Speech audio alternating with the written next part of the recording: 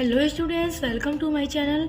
सो student, जैसा कि आपके बीए फर्स्ट ईयर के सेकेंड सेमेस्टर में जो आपका इंग्लिश लिटरेचर है तो उसकी क्लास मैंने स्टार्ट की है और मैंने सभी यूनिट्स कंप्लीट भी करा दी हैं। उसकी प्लेलिस्ट बनाई है, आप लोग चेक कर लीजिएगा प्लेलिस्ट को चैनल पर विजिट करके।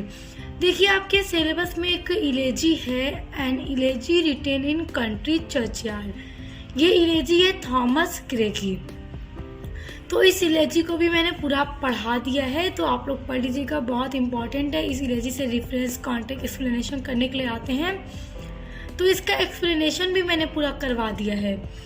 देखिए, आज की वीडियो में मैं आपको बताने वाली हूँ इस इलेजी का क्रिटिकल एप्रिसिएशन, जो कि एग्ज़ाम में बहुत ज़्यादा पूछा जाता है। मतलब क्रिटिकल एप्रिसिएशन आपके किसी भी पोएम का पूछ देगा जो कि आपके सिलेबस में दी गई है। तो मैंने आपके सिलेबस में बताई कि जो भी पोएम्स हैं उन सभी का क्रिटिकल एप्रिसिएशन अपलोड कर रही हूँ, तो आप लोग सब तैयार कर लीजिएगा। मेरे चैनल पर आपको हर एक चीज़ मिलेगी। तो इस वीडियो के डिस्क्रिप्शन बॉक्स में मैं आपको इंग्लिश लिटरेचर की प्लेलिस्ट की लिंक दे दूंगी, पहले इसको पढ़ लीजिए। अब देखिए, एग्जाम में अगर आपसे पूछ दे elegy written in country churchyard का क्रिटिकल एप्रिसिएशन, तो आपको किस तरह से लिखना होगा, आइए देखते हैं।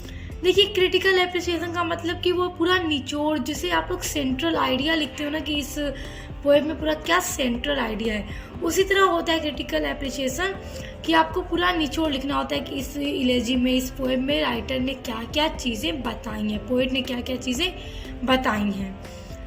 तो देखिए, an elegy written in a country churchyard was composed on 15th of June 1750। देखिए, ये जो इलेजी है उसको लिखा गया है 15 जून 1750 में, and it was published on February 16, 1751। और इस इलेजी को पब्लिश्ड किया गया है 16 फरवरी 1751 में। तो इसके कंपोज्ड की डेट और इसकी पब्लिश्ड की डेट आपको ज़रूर लिखना होगा, आप इसको नोट कर लीजिए। It is written by Thomas Gray, और ये इलेजी लिखी गई है थॉमस ग्रे के द्वारा। थॉमस ग्रे के ऊपर भी मैंने एक वीडियो अपलोड की है। देखिए, थॉमस ग्रे जो थे वो एक ऐसे पोएट थे जो ज़्यादातर सैड पोएम को ही लिखा करते थे। जिस तरह ये इलेजी आप लोग देख सकते हैं, इलेजी क्या होती है, एक सैड पोएम, उदासी भरी। तो थॉमस ग्रे ज़्यादातर इसी टॉपिक पर लिखा करते थे। तो इनके ऊपर जैसे कि इनके राइटिंग के ऊपर पूरी एक वीडियो अपलोड की है। अक्सर वो के लॉन्ग क्वेश्चन में उस तरह के क्वेश्चन आ जाते हैं, तो प्लेलिस्ट में मैंने हर वीडियो ऐड कर रखी है, आपको हर एक चीज़ मिल जाएगा जो चीज़ें आपके एग्जाम में पूछी जाती हैं। तो आप लोग प्लेलिस्ट तैयार कर लीजिएगा। अब देखिए स्टूडेंट्स, आप लोग इस तरह से पहले लिख लीजिएगा आप क्रिटिकल एप्रिसिएशन में। उसके बाद आप लोग पैराग्राफ चेंज करके लिखिएगा, the इलेजी begins with the rising of curfew. यानी कि ये इलेजी शुरू होती है राइजिंग ऑफ कर्फ्यू के साथ, यानी कि एकदम सन्नाटा होता है, शाम का टाइम होता है और एकदम सन्नाटा होता है। वहीं से इस इलेजी को पोएट शुरू करते हैं। The atmosphere is gloomy and melancholic. देखिए, एटमॉस्फेयर मतलब होता है वातावरण, ग्लूमी का मतलब होता है उदासी, और मेलानकॉलिक का मतलब भी उदासी ही होता है।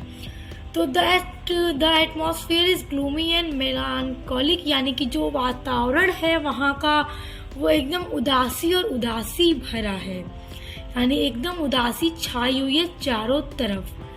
The lonely poet is sitting in the village churchyard. Lonely मतलब अकेला, पोएट यानी कवि, यहाँ पर थॉमस ग्रे की बात हो रही है। अकेला कवि बैठा हुआ है इन द विलेज, यानी गांव के चर्चयार्ड में। चर्चयार्ड का मतलब होता है कब्रिस्तान। तो अकेला पोएट बैठा हुआ है गांव के कब्रिस्तान में। Cattle and farmers are returning to homes. Cattle मतलब होता है पशु।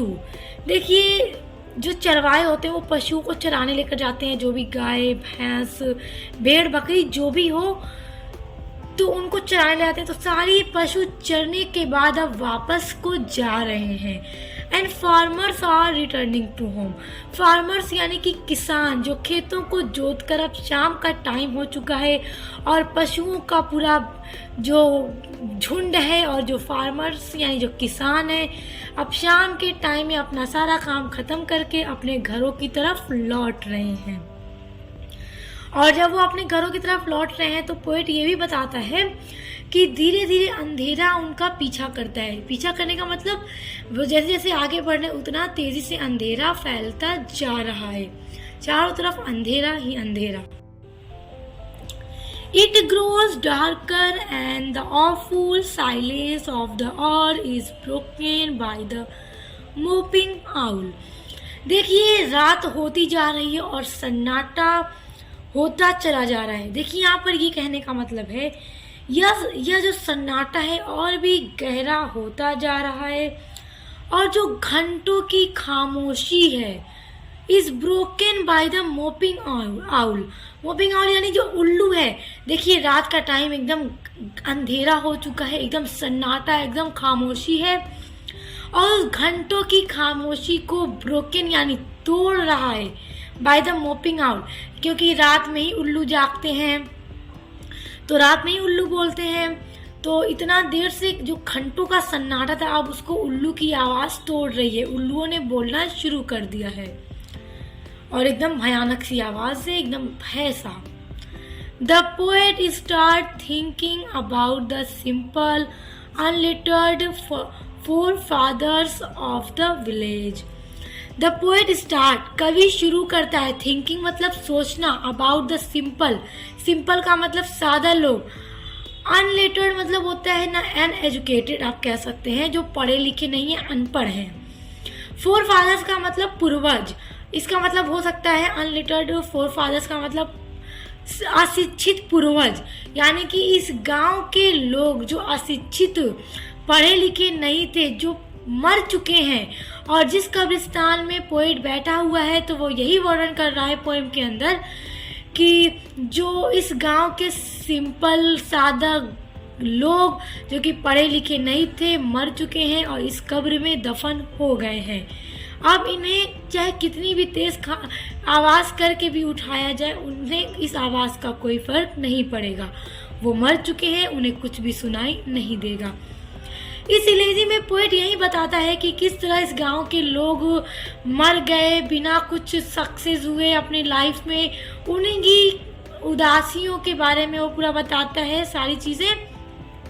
तो सबसे पहले तो वो एटमॉस्फेयर के बारे में बताता है, किस तरह का वातावरण है, सन्नाटा, एकदम गहरी रात, अंधेरी रात और अकेला पोएट बैठा हुआ है कब्रिस्तान में।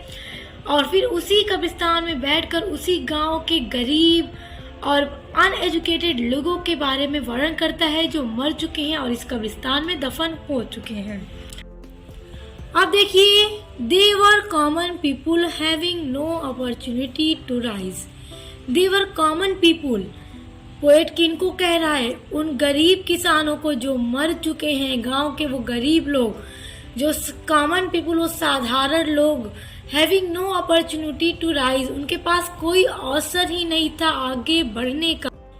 दे वर अनएजुकेटेड एंड पुअर, और वो लोग जो मर चुके हैं और इस कब्र में दफन हो चुके हैं वो लोग अनपढ़ थे और गरीब थे। They lead a simple and brief life, उन्होंने व्यतीत किया एक बहुत ही सिंपल, सादा और छोटा सा जीवन। ब्रीफ लाइफ यानी कि छोटा सा जीवन, एकदम साधारण सा जीवन उन्होंने व्यतीत किया और फिर वो मर गए, यानी उन्हें अपने लाइफ में आगे बढ़ने का मौका ही नहीं मिला। पोएट इसी बात को बता रहा है। But death does not make an distinction between high and low. अब देखिए, लेकिन मृत्यु जो है does not make an distinction मतलब होता है दोनों के बीच में अंतर, हाई एंड लो, यानी कि लेकिन मृत्यु से ऊंच नीच का भेद नहीं होता। यानी कि जब कोई इंसान मर जाता है, चाहे वो अमीर हो या गरीब, मरने के बाद हर कोई बराबर है। मरने के बाद किसी को भी अपना पैसा, अपना बड़ा सा घर, गाड़ी लेकर नहीं जाना है। खाली हाथ हर कोई आया है और खाली हाथ ही जाएगा। तो पोइट का यही कहने का मतलब है कि जीते जी तो लोगों के बीच में बहुत फर्क दिखते हैं, अमीर गरीब, ऊंच नीच, भेदभाव, लेकिन मरने के बाद हर कोई बराबर है, कोई भी उनके बीच में ऊंचा या नीचा नहीं है। Again, the poet said that these humble villagers might have been a great poets, courageous men like Hampden and great statesmen like Cromwell.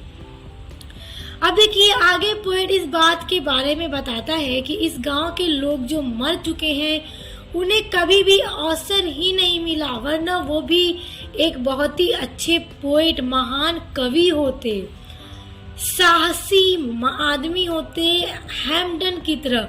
जिस तरह हैम्पडन एक बहुत ही साहसी आदमी था, व्यक्ति था, उसी तरह इस गांव के लोग भी होते अगर उन्हें मौका मिला होता तो। And great statesman like Cromwell, और इस गांव के लोगों को अगर मौका मिला होता तो वो लोग एक क्रोमवेल की तरह ग्रेट स्टेटमैन भी होते। यानी पोएट इन सभी लोगों से उनको कंपेयर करके बता रहा है कि अगर उन्हें मौका मिला होता तो वो लोग भी अपने जीवन में कुछ न कुछ जरूर कर गए होते।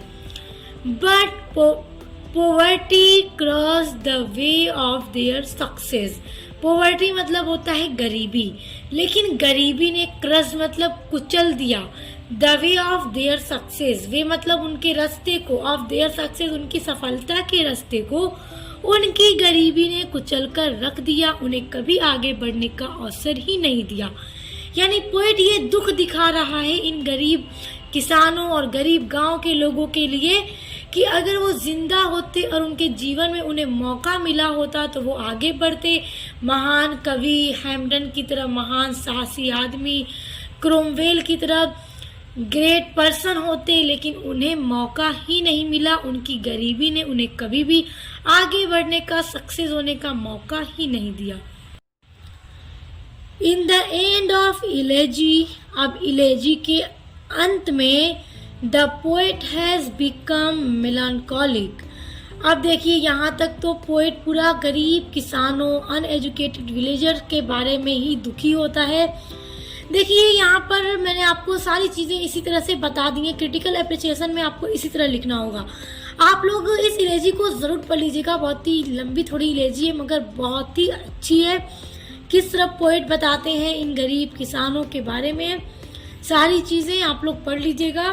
अब देखिए जब सारी चीज़ें पोएट बता देते हैं उसके बाद वो स्टोरी के अंत में, इलेजी के एंड में, क्योंकि ये एक पोएम है, फॉर्म ऑफ पोएट्री है इलेजी, तो इलेजी के एंड में पोएट फिर से मेलानकॉलिक यानी उदास होता है। He starts thinking about his own death. अभी तक तो पोएट गरीब किसानों की मृत्यु के बारे में सोच रहे थे और बता रहे थे, लेकिन इस इलेजी के एंड में वो उदास होते हैं और क्या सोचते हैं, हिज ओन डेथ। अब अपनी खुद की मृत्यु के बारे में इलेजी के अंत में पोएट सोचते हैं। Then he gives his own epitaph। देखिए अब अंत में, इलेजी के अंत में वो किस चीज़ के बारे में बताते हैं, अपनी मृत्यु के बारे में पूरा बयां करते हैं। आप लोग जब इलेजी को पढ़ेंगे आपको पता चलेगा किस किस तरह से उन्होंने अपने बारे में बताया था कि मुझे कोई ढूंढेगा उन सभी जगहों पे जहाँ पे मैं रोज़ रहता था, नदियों के किनारे, गार्डन में, खुले मैदान में, जहाँ जहाँ मैं रहता था मुझे एक आदमी ढूंढेगा और मैं कहीं नहीं दिखूंगा, तब वो जान जाएगा कि मतलब कवि मर चुका है।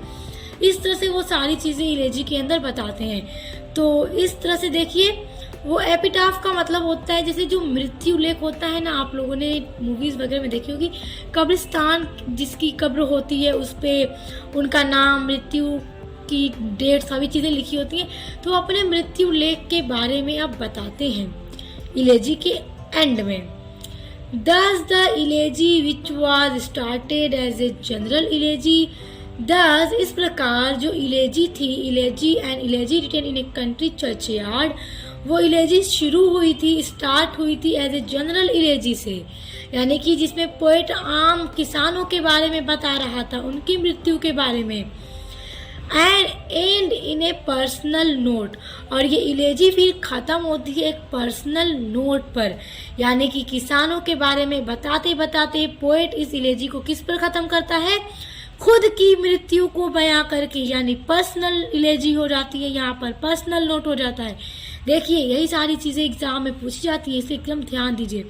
पूछ दे अगर इस इलेजी के बारे में कि कौन सी इलेजी है जो जनरल से इलेजी से शुरू होती है और पर्सनल इलेजी पे ख़त्म हो जाती है, तो आपको पता होना चाहिए थॉमस ग्रे की elegy and elegy written in country churchyard. दस फीलिंग ऑफ पैथोस, पैथोस का मतलब होता है उदासी, दुख होना। इस पोएम में पोएट सिर्फ और सिर्फ दुख ही हुए हैं, उदास हुए हैं। Introduce by grey in this poem, इस पोएम के अंदर थॉमस ग्रे के द्वारा सिर्फ उदासी को ही बताया गया है। was rarely described in that period, the poet feels much sorrow for the poor dead rustics buried in the churchyard। इस पोएम में पोएट बहुत ज़्यादा सैड होते हैं और वर्णन करते हैं और अपनी फीलिंग्स को बताते हैं, और सौरो मतलब दुखी होते हैं, फॉर द पुअर यानी गरीब, किसान, डेड रस्टिक्स, रस्टिक्स का मतलब होता है देहाती, बिरुड का मतलब दफन हुए, इन चर्चयार्ड कब्रिस्तान में, कब्रिस्तान में जो गरीब किसान, देहाती किसान दफन हुए हैं, उन्हीं के जीवन के बारे में सोचकर बताकर कवि बहुत ज़्यादा उदास होता है। तो स्टूडेंट्स ये था आज का critical appreciation of the poem and elegy written in country churchyard. बहुत ज़्यादा इम्पॉर्टेंट ये इलेजी है, आप लोग इसको स्क्रीनशॉट कर लीजिए। ये नोट्स मैंने आपके लिए ही बनाया है, तो आप इसको स्क्रीनशॉट कर लीजिए। इसके अलावा और भी जो क्रिटिकल अप्रिसिएशन है उनको मैंने अपलोड किया हुआ है, आप देख लीजिएगा। और जो कुछ अभी नहीं किया उसको जल्द करूँगी। मॉडल पेपर की वीडियोस मैं अपलोड करती रहूँगी आपके लिए, जिसके थ्रू आप अपने एग्जाम की तैयारी को कर लीजिएगा। और अपनी ये सारी यूनिट्स को पढ़ने के लिए डिस्क्रिप्शन बॉक्स में दी गई लिंक पर ज़रूर विजिट कीजिएगा। तो वीडियो पसंद आई तो वीडियो को लाइक, कमेंट, शेयर कीजिए और चैनल को सब्सक्राइब करके बेल आइकन को प्रेस कर लीजिए, ताकि आने वाली वीडियोस के नोटिफिकेशन आपको मिलते रहें। तो अब मिलते हैं नेक्स्ट वीडियो के साथ।